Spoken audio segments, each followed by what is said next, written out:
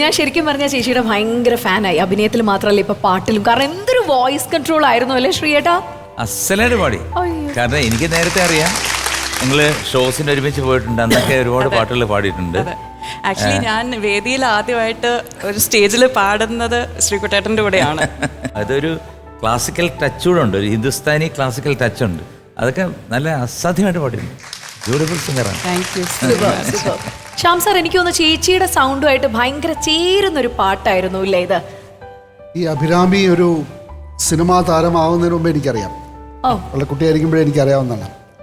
ഒരു പാട്ടുകാരിയാണെന്ന് എനിക്ക് ഒരിക്കലും അറിഞ്ഞിട്ടില്ല. I knew that she is an exceptionally talented actor, which is yet to be realized actually, that full potential, I think. പക്ഷേ ഇത്രയും നല്ല ഒരു പാട്ടുകാരിയാണ്, ഇത്രയും ഭാവാത്മകത എന്നുള്ളത് ഒരു ആക്ടർ ആയതുകൊണ്ട് കൂടി കിട്ടിയിട്ടുള്ള ചില ക്വാളിറ്റീസ് ആണ്. Anyway it was very beautiful. It surprise me. Thank you so much. Music കയ്യിലില്ലെങ്കിൽ വേറൊരു തമിഴ് ചാനലിൽ ജഡ്ജായിട്ടിരിക്കില്ലെന്നോ? അതാണ്. സംഗീതം മനസ്സിലുള്ളവരെയൊക്കെ നമുക്ക് ഇഷ്ടമാണ്. ഞാൻ പറയുന്നത് കേട്ടിട്ടുണ്ട്, വളരെ ചെറിയ കുട്ടിയാകുമ്പോൾ നവരാത്രിക്കൊക്കെ കൊലു വെച്ച സമയത്ത് പാടാൻ വരാറുള്ള ഒരു കൊച്ചുകുട്ടിയെ പറ്റി ഞങ്ങളുടെ ഓഫീസിലുള്ള പ്രിയ പറയാറുണ്ട്. അതുകൊണ്ട് സംഗീതം ഉണ്ടെന്നുള്ള കാര്യം എനിക്കറിയാം. അത് നമ്മൾ ചുണ്ടല് കിട്ടും എന്നുള്ളൊരു കൊതി കൊണ്ട് പോയിരുന്നു പാടുന്നതല്ലേ. തുടക്കം അങ്ങനെയാണല്ലോ, അങ്ങനെയല്ലേ തുടക്കം അല്ലേ? അതെ അതെ, തീർച്ചയായും നന്നായിരുന്നു, വളരെ നന്നായിരുന്നു. ഒരു കമ്പോസർ എന്നുള്ള നിലയ്ക്ക് അഭിരാമി ഇപ്പൊ പാടിയപ്പോ ഞാൻ ഇവിടെ ഇരുന്ന് ഞെട്ടിപ്പോയി. കാരണം അഭിരാമി എനിക്ക് തോന്നുന്നത്, എൻ്റെ ഓർമ്മ ശരിയാണെങ്കിൽ മലയാളത്തിൽ മുഖ്യ നടിയായിട്ട്, ഹീറോയിനായിട്ട് അതിന് മുമ്പൊക്കെ അഭിനയിച്ചിട്ടുണ്ടാവും ചെറിയ വേഷം, പക്ഷെ മുഖ്യ നടിയായിട്ട് അഭിനയിച്ച ഞങ്ങൾ സന്തുഷ്ടരായ എന്ന് പറഞ്ഞ പടത്തിൽ വന്ന കുട്ടിയാണ് അഭിരാമി.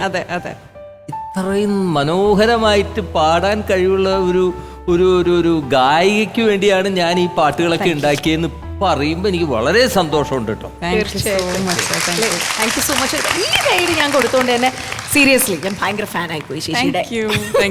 പ്ലീസ് ശ്യാം സർ, ശരിക്കും പറഞ്ഞ ഈ ഗാനമേള രംഗത്ത് ഹിന്ദി പാട്ടുകൾ അല്ലെങ്കിൽ ഹിന്ദി പാട്ട് പാടുന്നവർക്ക് ഭയങ്കരമായൊരു പ്രോമിനൻസ് ഉണ്ടായിരുന്നു. Specially R.D. Burman, Kishore Kumar, S.D. Burman, കൂട്ടുകെട്ടിൽ പിറന്ന ഗാനങ്ങളൊക്കെ.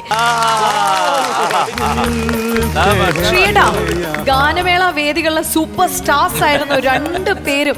ആൻഡ് ചേച്ചി, ഞങ്ങളുടെ ഇവിടെ ഉള്ളതിൽ എനിക്ക് തോന്നുന്നു ഒരുപാട് വർഷത്തെ ഒരു എക്സ്പീരിയൻസ് ഉള്ളതാണ് ഗാനമേള വേദികളിൽ രണ്ടു പേരും.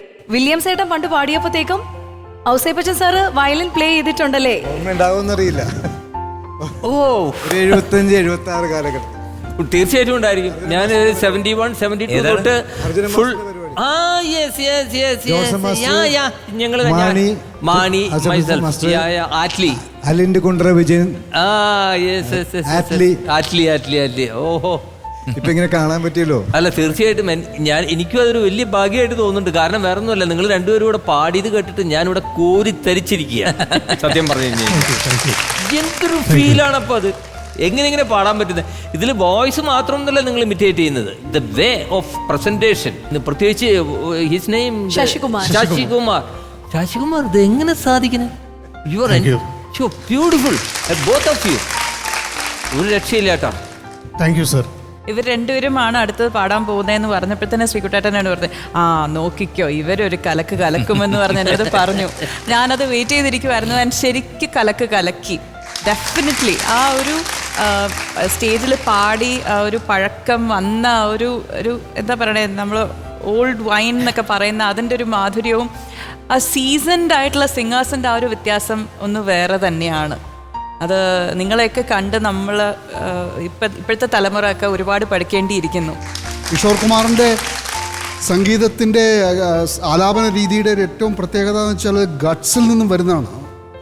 ആ ഒരു രീതി തന്നെയാണ് ഇവർ ഫോളോ ചെയ്യുന്നത്. ആ ബോഡി കൊണ്ട് കംപ്ലീറ്റ്ലി അത് ആ ബ്രീത്ത് ഇത് ചെയ്യാനൊക്കെ. So excellent, great entertainment. വില്യംസിനെ എനിക്ക് നേരത്തെ അറിയാം, പണ്ട് കോറസിൽ നമ്മൾ ഒരുമിച്ചൊക്കെ പാടിയിട്ടുണ്ട്.